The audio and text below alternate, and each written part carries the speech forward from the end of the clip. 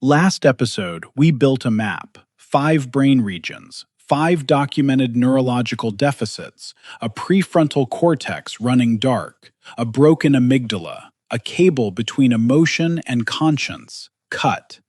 Today, that map walks into 4 crime scenes, because what separates this series from everything else in this genre is this. We are not going to describe what these men did and leave you with why. We're going to show you, case by case, behavior by behavior, exactly how those broken circuits produced these specific crimes. A content note before we begin. Some of what we cover in the Dahmer and Shipman segments involves deeply disturbing material. We cover it honestly, not gratuitously, because the full weight of these cases is inseparable from the scientific point they illustrate. 4 cases, 4 neurological profiles, one pattern that connects them all. Let's begin in 1888.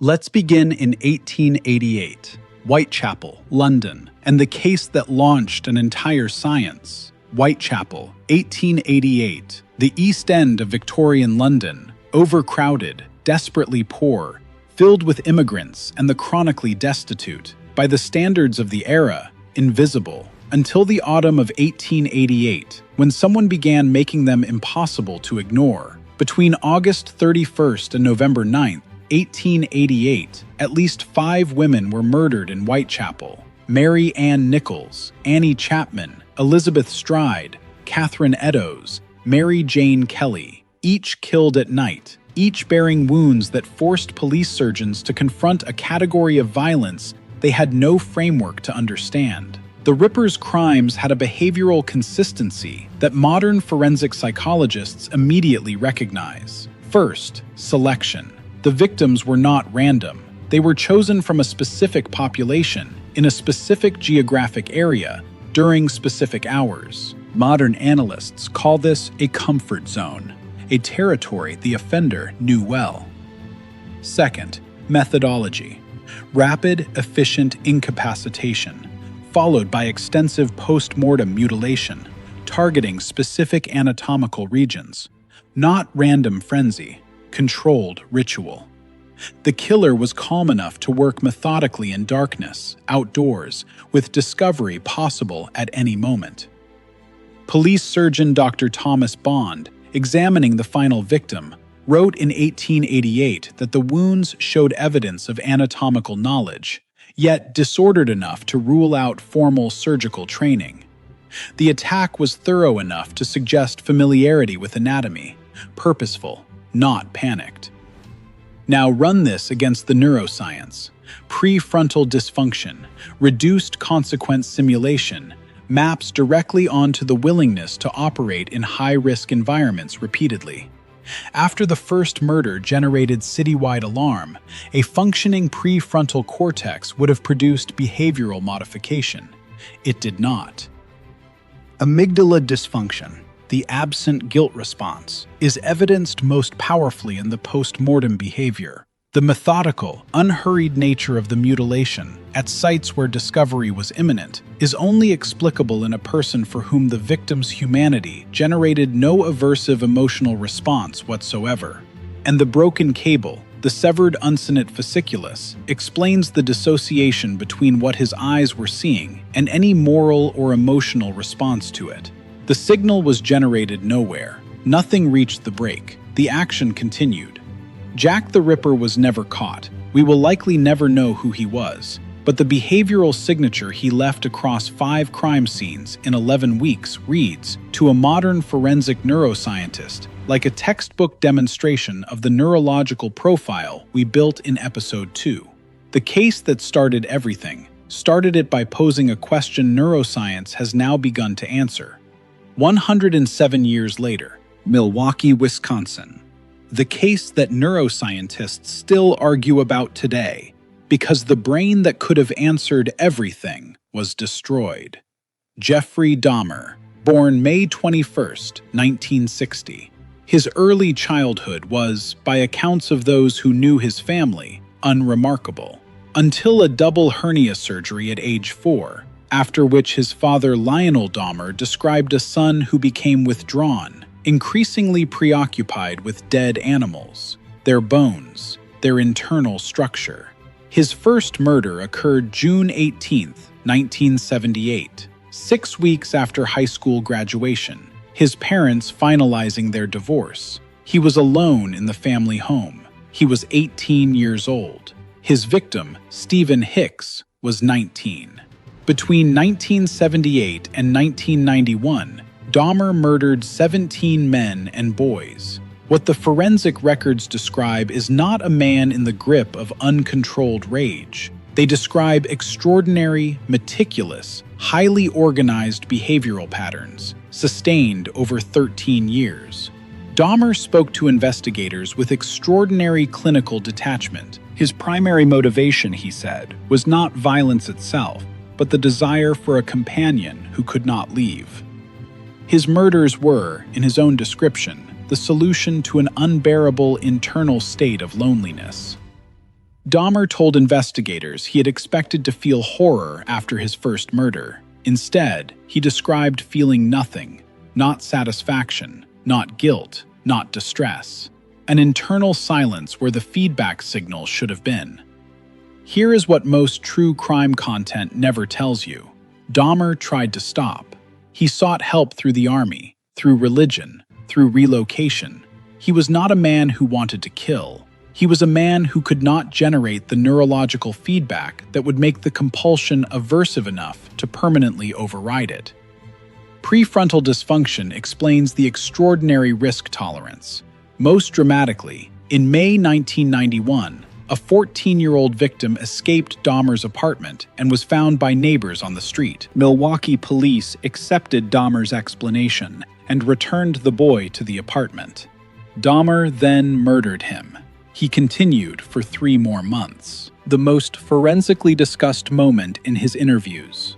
Dahmer described the experience of drugging and killing victims with complete calm, while being simultaneously tormented by the knowledge that what he was doing was wrong. He knew, he felt something, but the signal never reached the break. After his murder in prison in 1994, Dahmer's brain was preserved for scientific study. His mother sought cremation. His father sought to donate it to science. A legal battle followed. In 1995, the order to preserve it was reversed. The brain was cremated.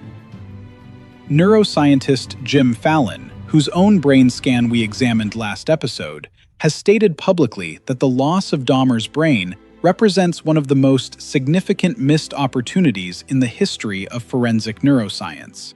We will never know what that examination would have confirmed.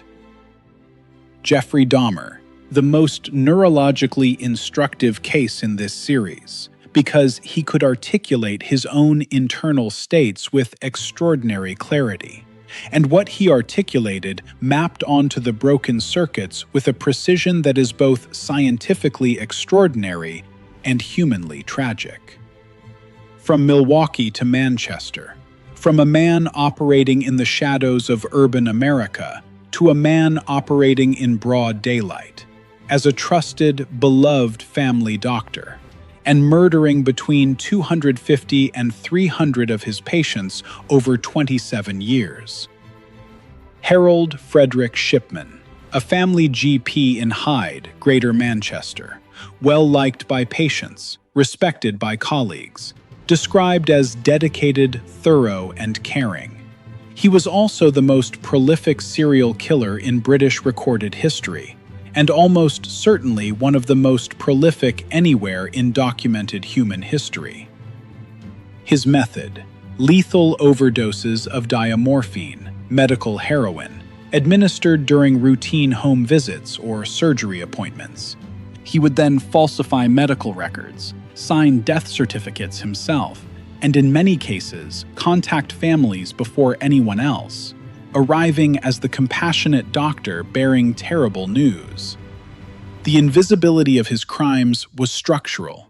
A GP signing an elderly patient's death certificate was the most routine and unsuspicious event in the British medical system. No second signature required. No verification systematically applied. The very trust that made him effective as a doctor made his crimes effectively undetectable.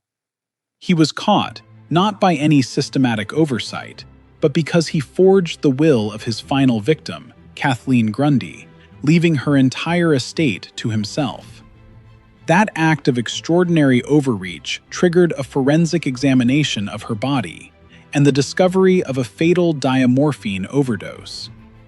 Shipman's case maps onto the neurological profile in a way that is distinct from Ripper and Dahmer, and the distinction is itself scientifically critical. His prefrontal cortex was clearly highly functional in most domains: professional performance, social navigation, long-term planning. The deficit was not global, it was specific. His amygdala dysfunction was present, but selective.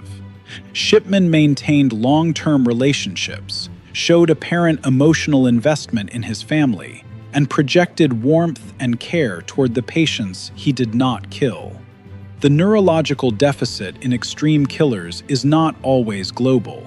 It can be channel-specific, present in the exact circuitry governing victim empathy, absent in the circuitry governing everything else. This is the most significant neuroscientific insight Shipman's case offers, and the one that should genuinely disturb you. The neurological deficit can be so domain-specific that it is entirely compatible with a lifetime of social success, professional respect, and apparent human warmth, which is why he was invisible for 27 years, and why the next Harold Shipman may be just as invisible. From the visible horror of Dahmer to the invisible horror of Shipman to the most prolific serial killer in American history, a man with over 100 suspected victims, a name you almost certainly don't know. Carl Eugene Watts, born 1953, raised in Michigan, IQ assessed at 75, physically exceptional, 6'1", heavily built, a varsity athlete. He also began experiencing intrusive violent fantasies from early adolescence, fantasies he described to investigators as unwanted, persistent, distressing. His first documented attack occurred in 1969. He was 16. He was briefly hospitalized and released. Between 1974 and 1982, he murdered women across Michigan and Texas. Confirmed victims, 13. Suspected victims, between 80 and 100.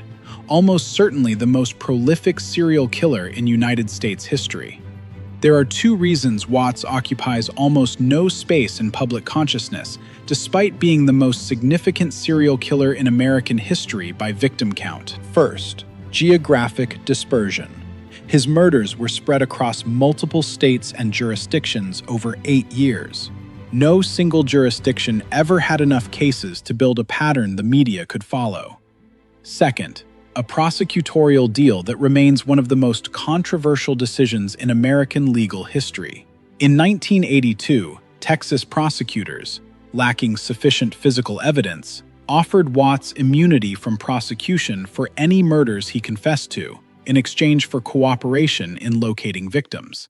He received 60 years for burglary with intent to murder. He became eligible for parole in 2006. Watts presents the most forensically complex neurological profile. His measured IQ was 75, yet his operational invisibility across 8 years and potentially 100 victims demonstrates a functional intelligence in the specific domain of predatory behavior that consistently exceeded law enforcement's ability to track him. His description of his own fantasies as unwanted and distressing points to a dissociation. The guilt loop fired inward, toward his own distress at his compulsions, but never outward toward his victims. The uncinate fasciculus finding explains this precisely. The circuit for self-directed distress was partially intact. The circuit for other-directed empathy was not. Carl Eugene Watts died in prison of prostate cancer in September 2007, before any parole hearing could occur. The full truth of his victim count died with him. The families of the suspected victims will never have the confirmation they sought. He remains the most prolific American serial killer almost nobody has ever heard of. 4 cases, 4 different eras, 4 different countries, 4 different behavioral typologies, one pattern underneath all of them. Every single case demonstrates behavioral escalation without the intervention of internal consequence simulation. None of these 4 men showed behavioral modification in response to escalating personal risk, the type of modification a functioning prefrontal cortex reliably produces. All 4 demonstrate sustained capacity for planning, patience, and operational control, while showing a complete or near-complete absence of emotional response to victim suffering. The cognitive architecture that enables sustained, organized behavior was intact. The circuit that makes using that architecture against other humans aversive was not. None of these 4 men were emotionally flat across all domains. All 4 showed evidence of self-directed emotional experience. What was absent, specifically, consistently, and fatally, was the ability to generate that emotional experience in response to the suffering of others. Selective, channel-specific, and in that specificity, the most dangerous neurological configuration imaginable. This selective pattern, functional in most domains, profoundly impaired in the specific circuit governing victim empathy, is the neurological fingerprint that 30 years of brain scanning research has documented across the population of serial violent offenders with extraordinary consistency. It is not evil in a supernatural sense. It is not a soul corrupted by choice. It is a circuit, broken, in a specific place, with specific consequences. And in that understanding, in moving from supernatural evil to a broken circuit, there is something unexpected, not absolution, not excuse, but the possibility of something that matters far more: prevention. Because circuits can be identified, risk factors can be measured, and with early intervention, the trajectory that produced these 4 cases can, in some cases, be altered. In episode 4, we meet the people who learned to read that circuit from the outside, who looked at crime scenes like these 4 cases left behind, and taught themselves to work backward from the evidence to the person. The FBI, the birth of criminal profiling. The 1974 Montana case that changed law enforcement forever. And the story of the people who stared into the evidence of human darkness and built a science from what they saw. Drop a comment right now. I'm reading every single one before episode 4 goes live. Which of these 4 cases changed how you think about the neuroscience from episode 2? Which behavioral pattern hit you hardest when you mapped it against the broken circuits? Comment below. If this series is doing something you haven't seen in true crime before, hit like right now. The algorithm only knows this matters when you tell it. And the way you tell it is that button. It takes 2 seconds. It changes who sees this content next. Subscribe and ring the bell. Episode 4 is the FBI, the birth of criminal profiling. The 1974 Montana case that changed law enforcement forever. It is one of the most remarkable stories in the history of American law enforcement, and it starts next week. You do not want to come to it out of sequence. The full series, 5 episodes, building from the question, through the neuroscience, through the cases, to the hunters, and finally to what it all means for justice, prevention, and the future of forensic science. Start from episode 1 if you haven't. The foundation matters.